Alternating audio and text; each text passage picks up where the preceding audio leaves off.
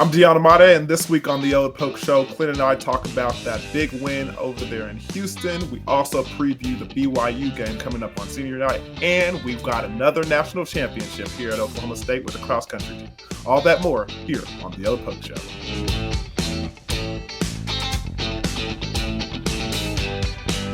Welcome to the Old Poke Show. This is the show where we talk to Cowboy legends for the past and the present and review the OSU program going into the future. I'm your host, Deion Imade, alongside, as always, my man himself, Clint Chelf, number 10. What's going on, baby? Nothing, man. I don't know that the people need to hear much from me about the recap from the weekend. Obviously, I'm very excited, but I think everybody needs to, hear about your trip down to Houston. I know you made it down there, probably had a long recovery. So the floor is yours for the weekend recap. Mine was great. It was nondescript. I didn't do much. So, well, thanks for introing me on that. But yeah, man, first and foremost, gosh, I love H-Town, Clint. It's just such a beautiful city. Again, Dallas has my heart, Triple D, Dallas, Texas. I'm born and raised. But Houston is just a phenomenal place to be, and don't worry, guys. I mean, we might have got away in the second half with that victory, but we definitely won the after party. Houston, okay, good. That's what we like to hear. Houston was definitely showing some love to the Cowboys out on the streets on Saturday night. So I had a great time. Got to see my boy Dev. And hang out with him and his friends, and it was definitely a wonderful evening. But we're not here to talk about wonderful evenings. We're here to talk about the wonderful afternoon that the Cowboys had facing off against the Houston Cougars for the first time in a while as new members of the Big 12. We're going to be making that trip to Houston quite a bit more often here and coming up in recent years. But we made that first one, and it turned out to go well for the Cowboys. Clint, to kind of start things off, we might as well just get your kind of opening remarks and then go back and forth with the offense and defense and then talk a little bit about special teams. But opening remarks about the game and how you experienced it. I experienced it by chasing around my daughter.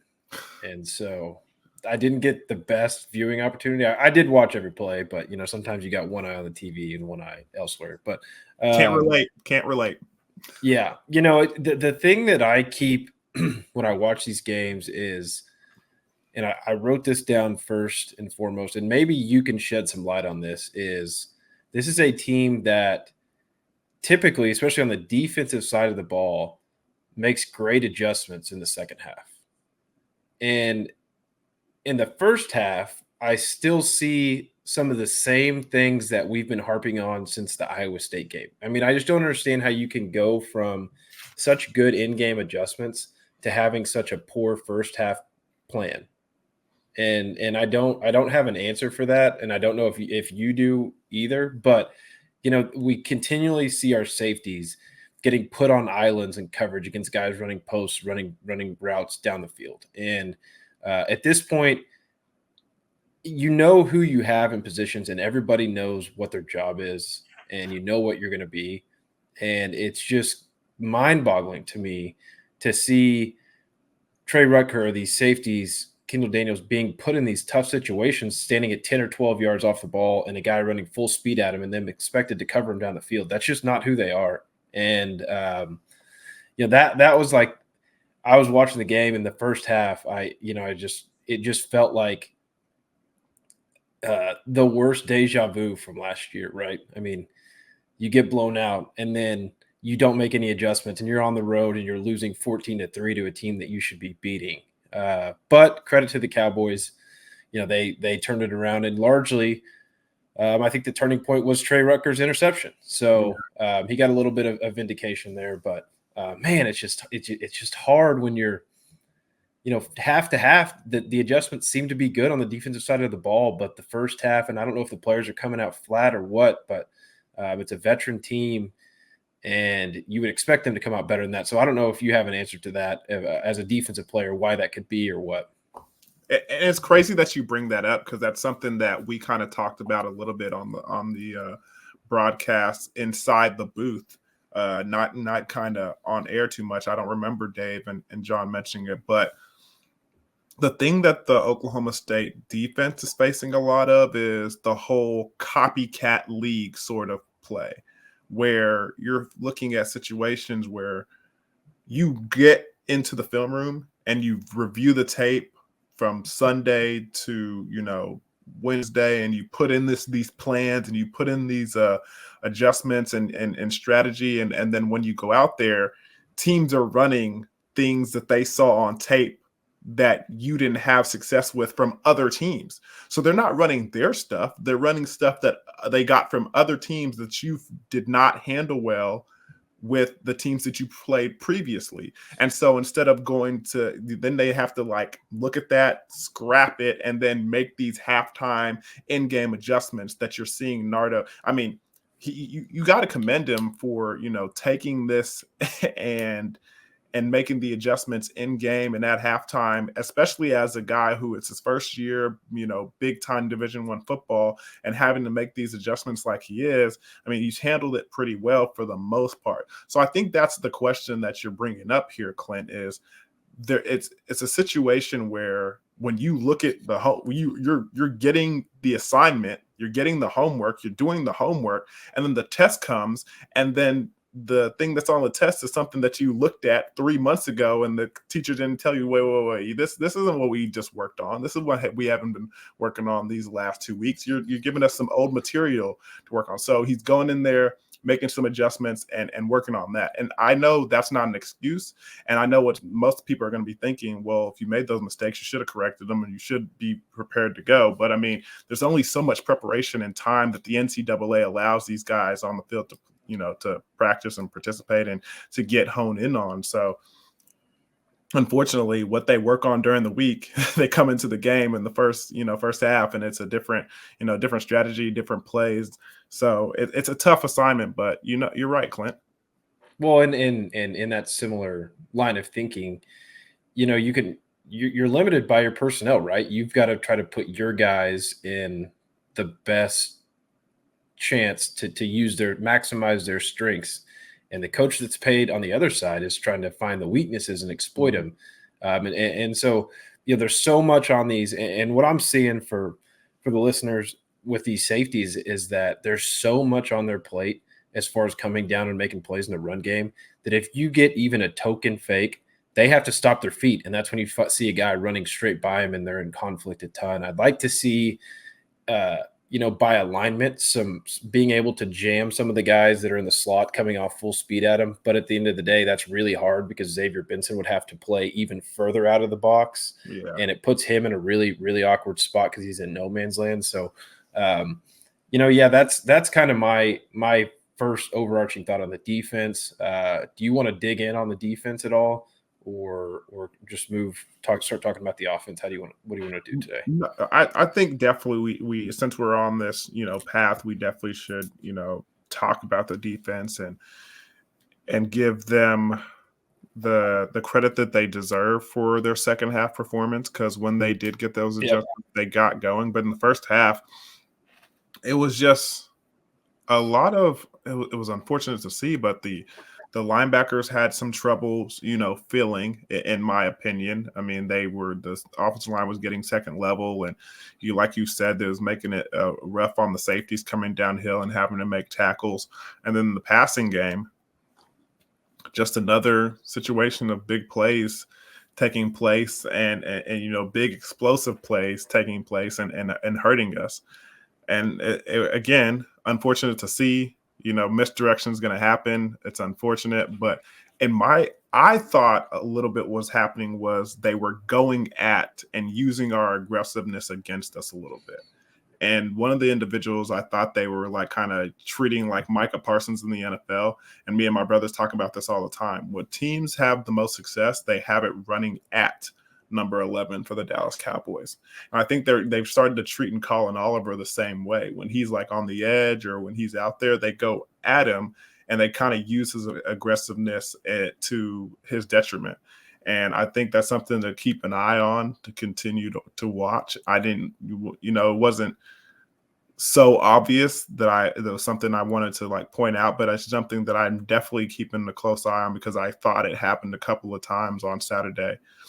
But when things calm down, I think, honestly, I thought the Coach Glass's strength and conditioning kind of showed up, and we just wore down their offensive line and their defensive line. And at that point in the second half, we just had a lot more stamina than they did to kind of get after the ball and make things happen. Yeah, I mean, they score 23 points in the first half and then end up with 30.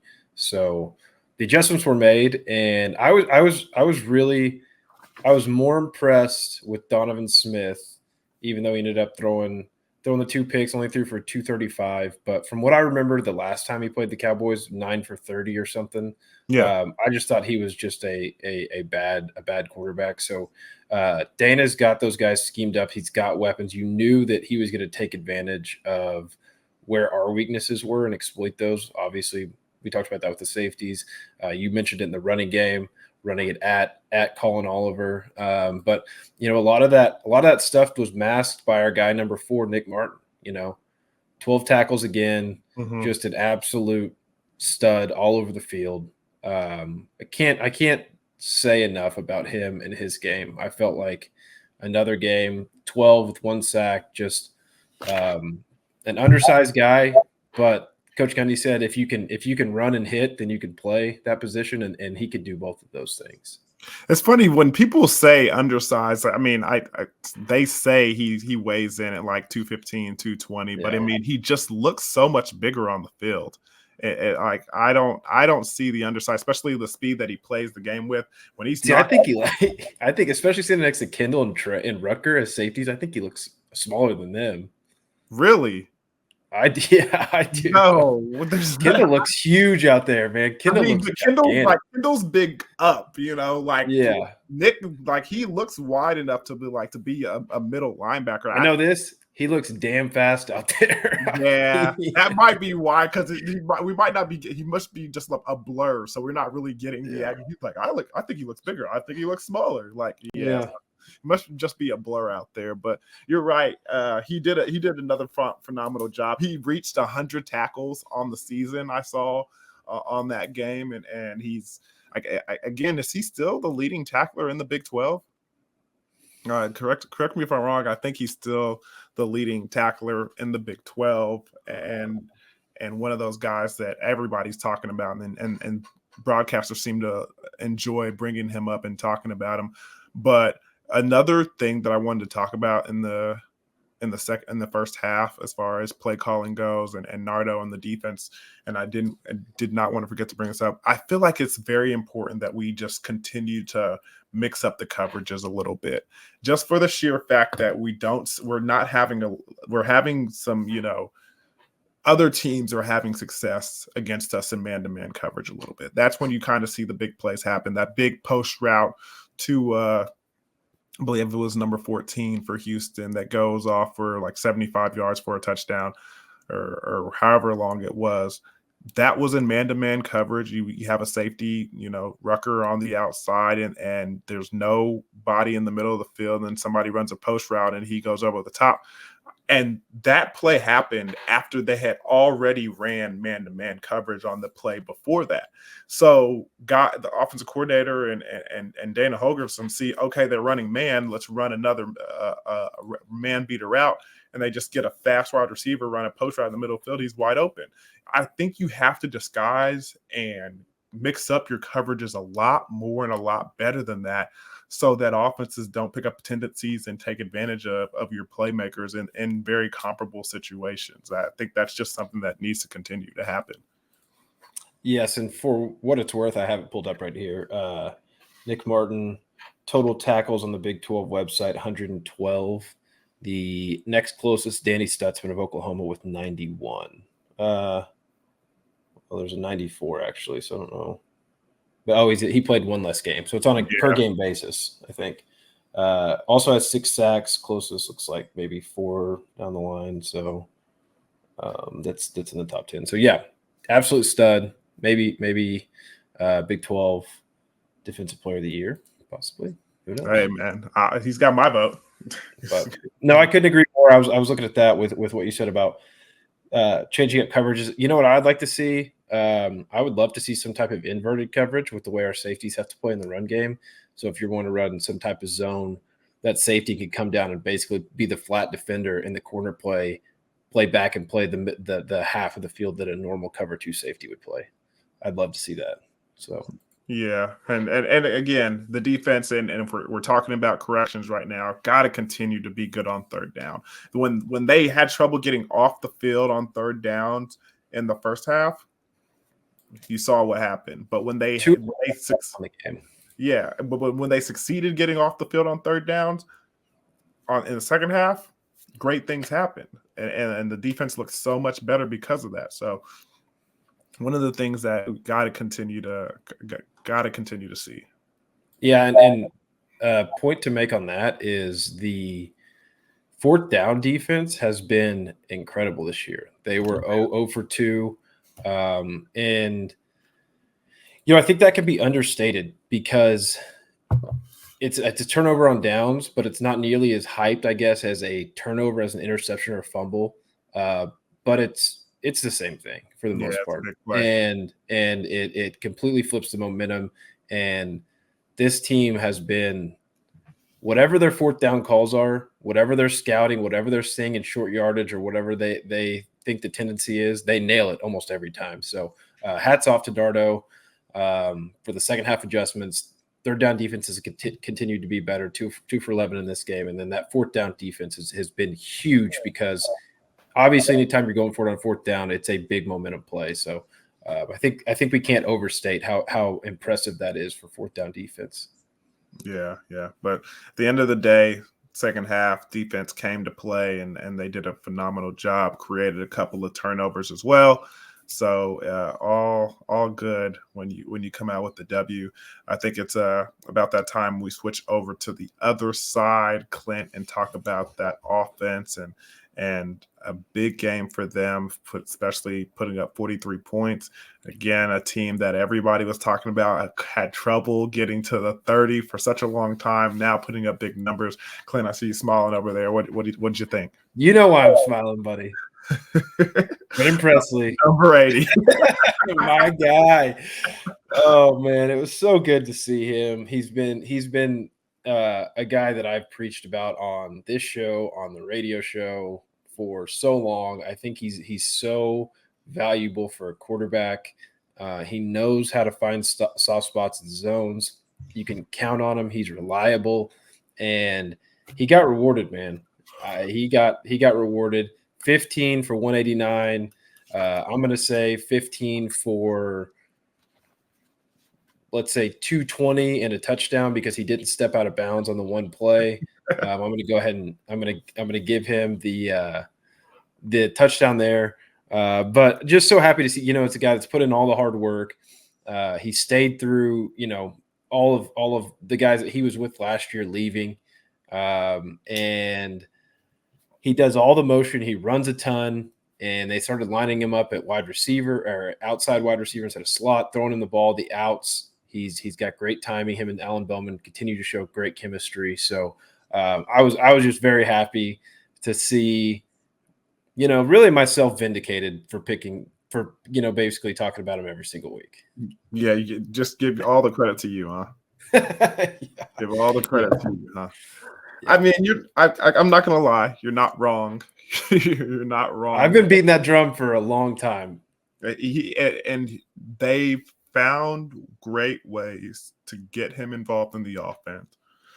Found great ways to use him in very different ways. And I think a lot of it has to do with teams loading the box and putting their linebackers close in there, them cheating with their depth and their alignment a little bit to get to the run because of Ollie Gordon, that they put themselves in a difficult situation to handle Presley from that slot receiver position. And he's doing a great job of, getting into those soft spot of the zones, executing on the 5-yard and out, executing on the 10-yard and out, and Alan Bowman is doing a good job of making some big-time NFL throws to get the ball over there to him.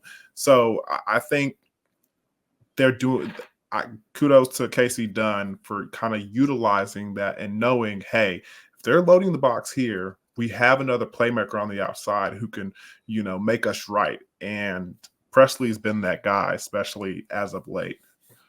Yeah, you talk about the big time throws, the opposite hash to an out route, a deep out route at that. He threw a few of those that were incredible timing wise. As a thing of beauty from something that I as a quarterback look for. Those are dangerous throws, and if you miss that inside even a little bit, you're typically going to have to fake an injury because you're going to have to chase a guy that's going to run down and score pick six. So big time throws by Alan Bowman. I'm glad you said that and gave him some love because he was great again. 29 for 43, 348, 2 touchdowns. He did have the one pick, which we're gonna have to talk. We're gonna have to talk about that one because about it, boy. Were you concerned? Were you concerned when that pick happened, especially after the performance that he had last week? Again, a lot of those interceptions weren't his fault, but they do go on his stat records. And coming off a 3 interception game and then opening the game up with a pick 6, were you concerned, Clint? Brother, I was concerned the whole first half. I mean, 14-3, we're throwing picks into cover 2 into the flat. I didn't even know what to do with myself. I would never turn the game off. I didn't even turn off the UCF game until like the very end.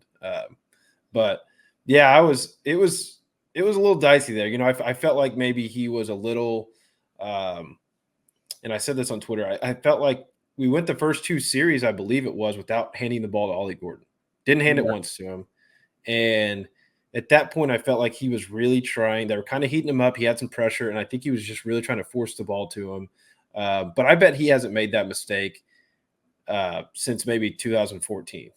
I'm not kidding. I mean, cover 2 throwing a flat there's just things that as a quarterback you don't see veteran guys do. And that's one of them. And thankfully it didn't come back to haunt him. There's not really even like a coaching point. It's so basic. This is how basic it is. It's so basic that like when you're watching film, he's just going to get cussed out, but there's not really anything you can correct with him. It's like what on God's earth were you doing? I'm going to cuss you out. Then we're going to move on. I never want to see it again. But I felt like he had the little short hook route. I think it was Leon Johnson that ran it, that he could have held onto the ball. He may have gotten hit, but that one was brutal to watch. And it was just a little bit like it was just an inaccurate moment because he put that ball on his back shoulder when if you lead him out of bounds, he doesn't have the best chance to turn around and make a play and get the first down, but would have been safe, probably. It would have been safer than the pass to number 23 that goes in. But trust me, they got number 23 a lot. Like he earned that pick 6 because the rest of the game, he was barbecue. Barbecue chicken on the outside. I was gonna say what's Shaq say? Barbecue chicken. Barbecue Get it to him in the post. Hell yeah. Bro, that kid, oh man, I felt bad for him the rest of the game, but continue. And that was another thing that I highlighted. Getting Jaden Bray back was huge. I think I said this in an episode earlier in the year, before Leon Johnson really came onto the scene, that he would be one of the better. Maybe you said it actually. Be one of the better fade guys, because he's long, he's athletic, and I was really happy to see it only took 11 weeks for us to get good with the fade, but we finally did it, and it really counted. We scored a couple touchdowns on it with Bray and with Leon Johnson. So those were great plays, great throws, high pointing the ball. Actually, I think Bray went over his shoulder with one, but it was good to finally see that old part of the offense that we used to love so much and do all the time kind of come back and rear its head. It's almost a thing of beauty. It's almost artistic that it was against Dana, because that's kind of the guy that brought it in, right? And then we use it against him. Something we've been horrible at all year. So it was great to see those kind of throws. And like you said, 23 was just getting cooked out there, man. That poor guy. And here's the thing. And Houston, that they have a number of talent out there, bro. They got so much talent out there, and they're gonna eventually if and when they put it all together, they're going to be scary.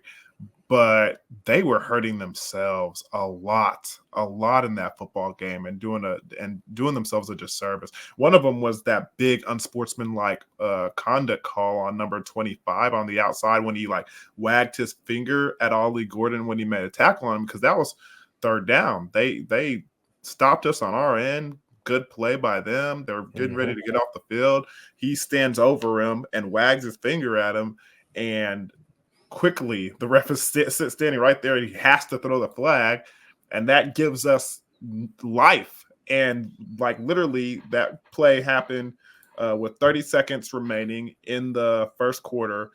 Right after that, with 12 minutes and 59 seconds, we throw the big pass to Jaden Bray, and he goes and scores that first that touchdown, and it makes it, instead of it was a 3 to 14 game, it turns into a 9 to 14 game when we missed the extra point there. But that puts us in the game essentially and makes it a one-score game. So Houston did a number of things in that football game to kind of help Oklahoma State out. Yeah, that went on to be a 10-play, 80-yard drive, which, I mean, who knows what happens if we have to punt that ball and go down, go down 21-3 there if they happen to score. So, yeah, Houston was definitely couldn't get out of their way in certain spots, and that's why they are where they are in the standings. No need to belabor that point, but one guy we haven't really talked about, and I mean, at this point, there's not a whole lot to say, but Ollie Gordon getting back on track felt absolutely incredible.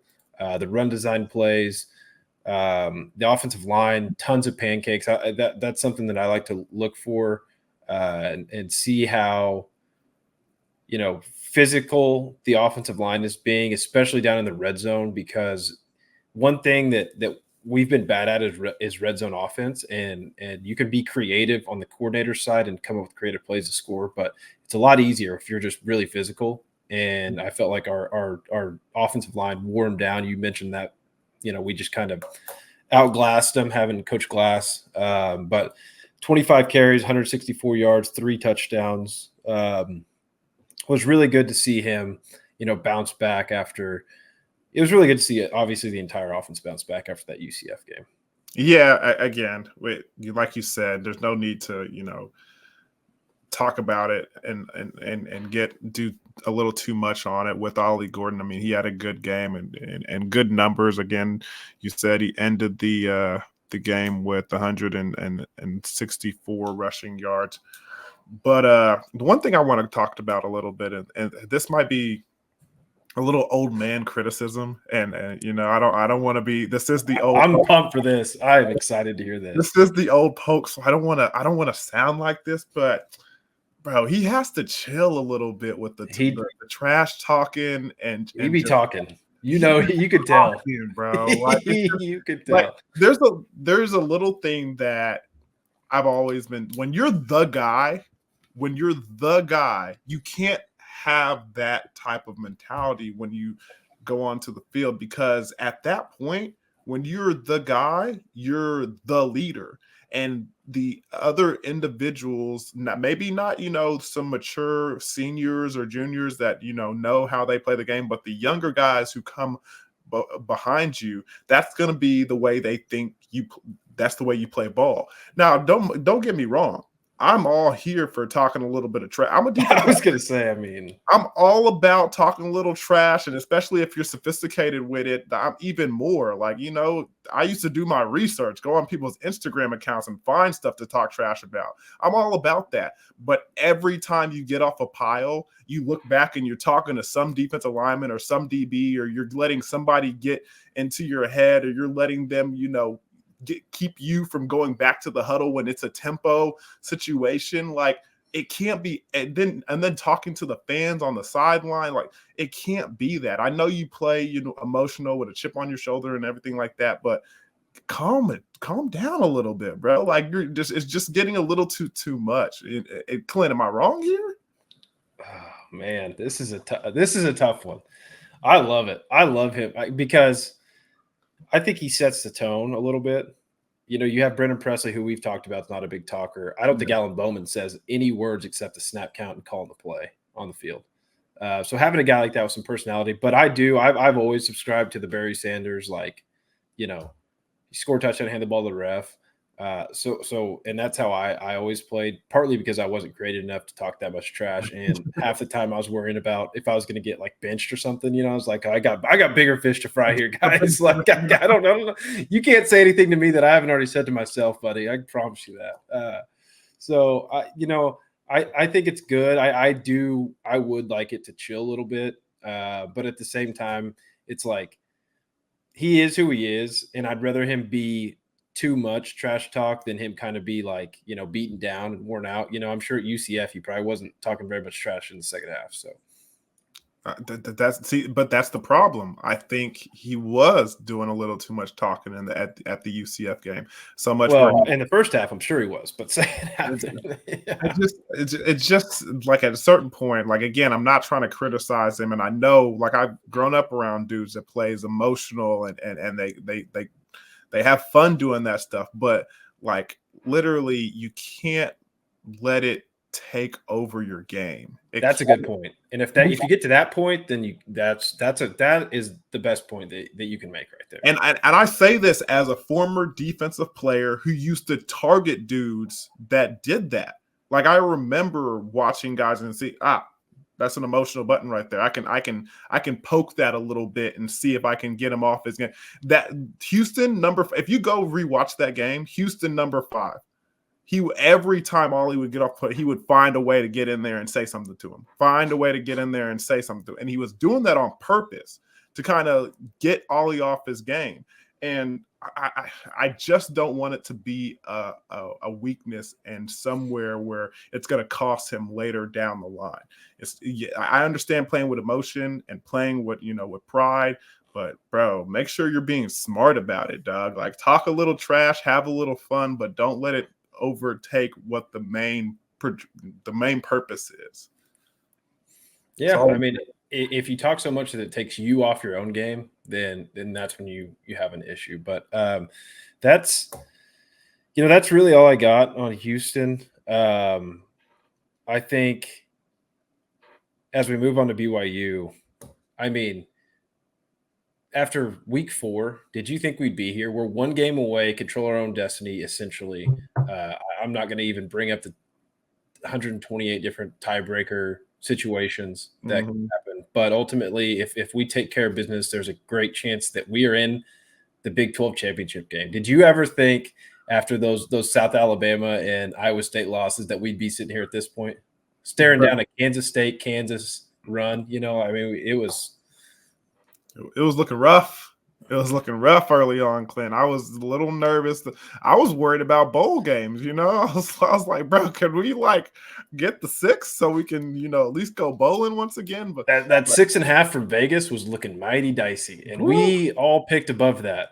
Earlier in the year. So yeah, we certainly did. But again, I'm really, really proud of this team and how they overcame. And when everybody was doubting them, they didn't believe it and turned things around. And now with senior day coming up, just one more win away from kind of reaching the one of the main goals for the season and have an opportunity to play for the main goal of the season. And I think you have to give some major props to Coach Gundy. Yes. He didn't panic. He didn't make any, crazy changes. People were calling for coordinators to be fired, this, that, and the other. I still remember after I think it was a South Alabama game. It could have been the Iowa State game. He basically said, hey, we don't have any major issues. And people were like, what do you mean major issues? We just got bullied by South Alabama. So, I think it's a testament to those guys, coaching staff, sticking the course, the players sticking together, and getting to this point is truly incredible with starting out 2-2. So, just want to give a shout out to those guys before we move on, because that was, it's not going to matter that much if you lose this game, but it's still, I think, really impressive from where we were early in the season to be at this point.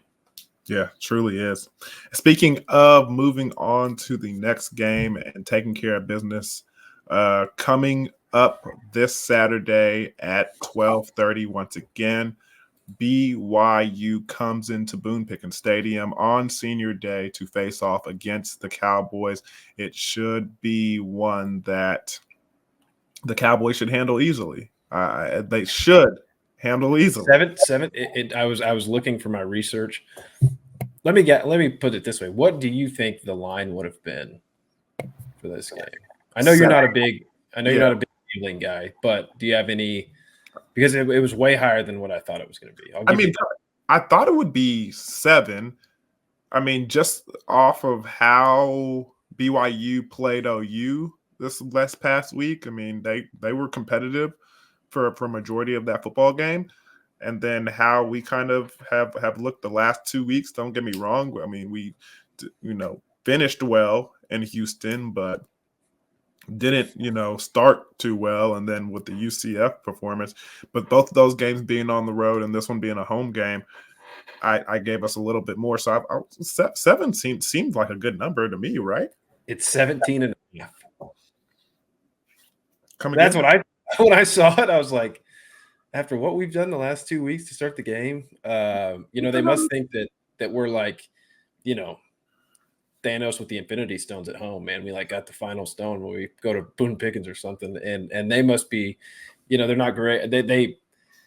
We can get into this when we talk about BYU. Obviously, probably played their best game of the year against OU last week, but not a great road team. So, yeah, 17 and a half. I was pretty shocked by that number. Gracious. I mean, that's the first time I've heard of that. And good, because Vegas always knows something. They know. They always know something. And that's not like a peculiar line, like a I don't know, like when I thought Oregon State was favored at home this past weekend by 1 against Washington, who was number 5 in the country. I know Oregon State's, but like, you get into some weird numbers, the 15s, the 5s, the 4s, and it's like, no, man, that's a strong 2 touchdowns there. So, but yeah, let's get on to the game. I just thought that was interesting. Yeah, because you're right. Vegas always does know. So.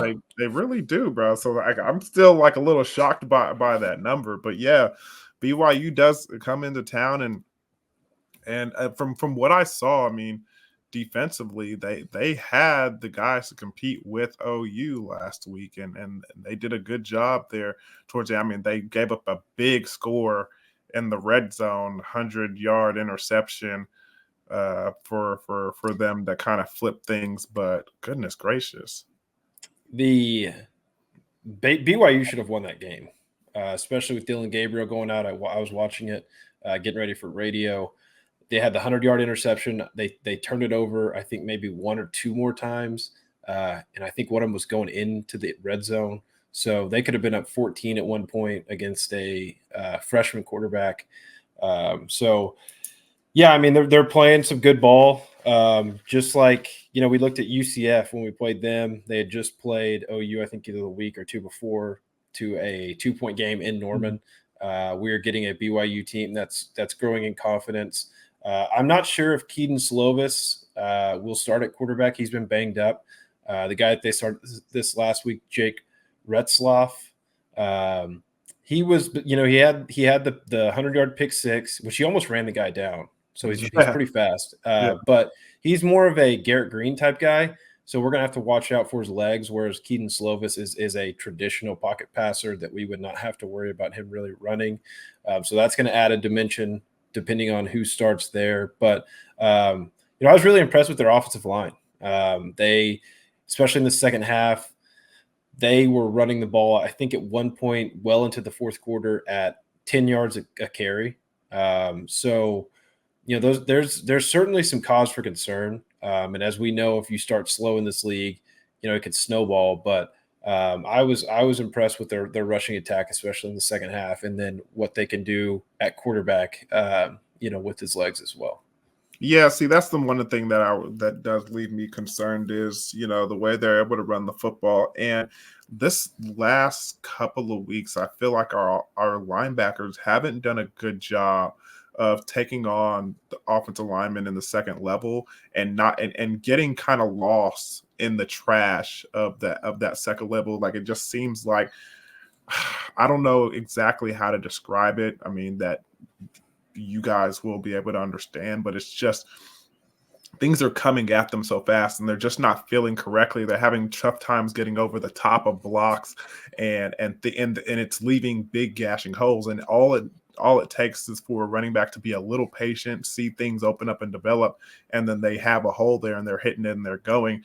I don't know. Sometimes it almost seems like our linebackers are too fast and too aggressive to the point of attack, and they're getting lost inside the trash of all of it. And now safeties are starting to have to come down and fill, and they're, still looking for the deep passes, looking for the deep ball. And so they're coming down a little. So those yards that normally should be like 3 or 2 or 4 yards turn into 6, 10, 11-yard gains. And I that's something that leaves me very concerned with this BYU team that comes into Boone Pickens Stadium. Yeah, I mean, Oklahoma State fans, our listeners, you guys are going to love this. Their offense is dead last in rushing in the Big 12, averaging just 102 yards a game at 3.5 yards a carry. And the week before they come in to play Oklahoma State, they rush for 217 yards on 38 carries, which is 5.7 a carry. So that's about right. Yep. Yeah, good. They got right a little bit last week.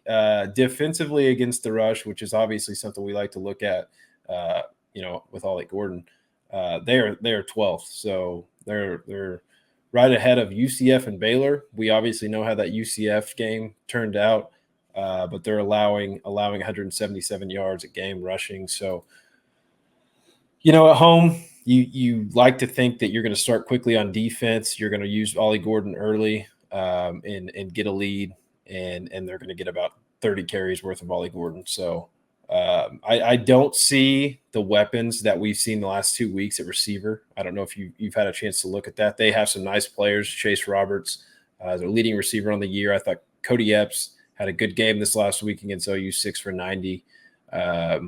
But they don't scare me the way that the Houston and the UCF athletes did out there. So, yeah, those guys definitely had some NFL talent on the outside. But hopefully, I mean, that's something that we have to look at with our defense is, we've given up the big plays. That's something that's hurt us. And then not being able to get off the field on third downs is something that's also gave us concern. And mobile quarterbacks have been a very crucial thing this latter part of the season that's give us trouble.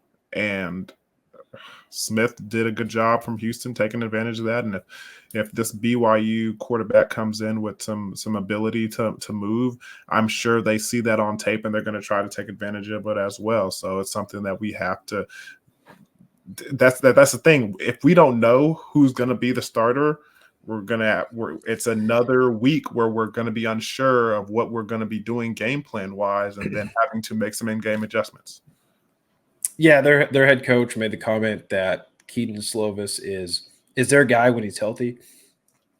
Excuse me. He's missed the last 3 games now, maybe 4 due to injury, but he did practice, and I think he was available in emergency situations. So I don't know how they'll view this last game, an opportunity to get Retzlaff, the younger guy, some more burn or bring Keaton back, like he said, because he's their guy and he's healthy. So, yeah, no idea what they're going to do there. This is also a team that's 1 game away from bowl eligibility. If I have that correct? So yeah, they're 5-6, 2-6 in the Big 12. Sorry.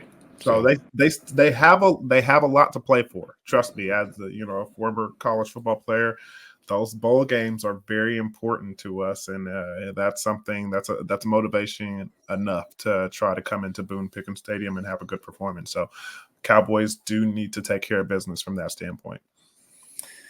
Yeah, well said. They're gonna come in, and you look at it, last game of the year, right? Mm-hmm. Could be the last game of the year. Nothing to hold back. Throw the kitchen sink. You're an underdog on the road. Might as well. So yeah. That's all I got for BYU. So, well, that's all I have as well, Clint. I think we kind of covered things up there football wise. So one thing before we go that I definitely want to get out of the way, we got to hand out those helmet stickers, man. We got to hand out those helmet stickers. So I will allow you to. You don't even need to ask me, man. You know where it's going. I will allow you to go ahead and go first and hand out the helmet sticker that you've been wanting to hand out all season long. Go ahead, Clint. Yeah, man, this is a big moment for me and my family. Brennan Presley. If the refs were just somewhat competent and let the play go, he scores a touchdown, then they can review it. Monster day, probably winning some National Player of the Week awards. Certainly going to win Big 12 Offensive Player of the Week, but nonetheless, huge day. 15 for 189. Had the chance to get 16. I think that would have broken the record or tied it. Not sure, but just massive day for him. I couldn't be happier as a guy who's been around. His brother comes here, then his brother leaves. He still stays. Just great family. Oklahoma kid, and I there's not enough superlatives for me to say about Brendan Presley. Yeah, I think it's rightfully deserved, and kudos to him again. Thought he deserved so much more. I mean, one off the record for most receptions in a game in Oklahoma State history, and one off the one small step away from big time recognition with nationwide. So it's unfortunate that he didn't get either one of those, but still a big monster game for him. So great to see that. For me, I think honestly, I mean, I lean towards Nick Martin. I mean, again, another 12 tackle game, but I'm not gonna do that, Clint. I think I'm gonna have to give it to Alan Bowman, man. Okay, I thought you were going to go maybe Trey Rucker. I know he got beat once, but that pick was huge. Good return, kind of flipped the momentum a little bit. But man, I like that for my boy AB. Yeah, I think I'm gonna have to go Alan Bowman on this one. I mean, 29 of 43, one INT, yes, of course, but I mean, gotta let that slide. Coming back and bounces back, big adversity, and comes away with a 348-yard passing day, 2 touchdowns, along of 36. Man, and again, another smart game, great decision making, taking what the defense gives him, and throwing the ball away when he needs to, and just one interception. But if we're gonna let that slide, we're gonna let that slide. But yeah, a good game from the QB. How good is Ollie Gordon?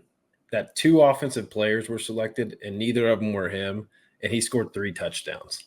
Yeah, 25 for 164 with 3 touchdowns.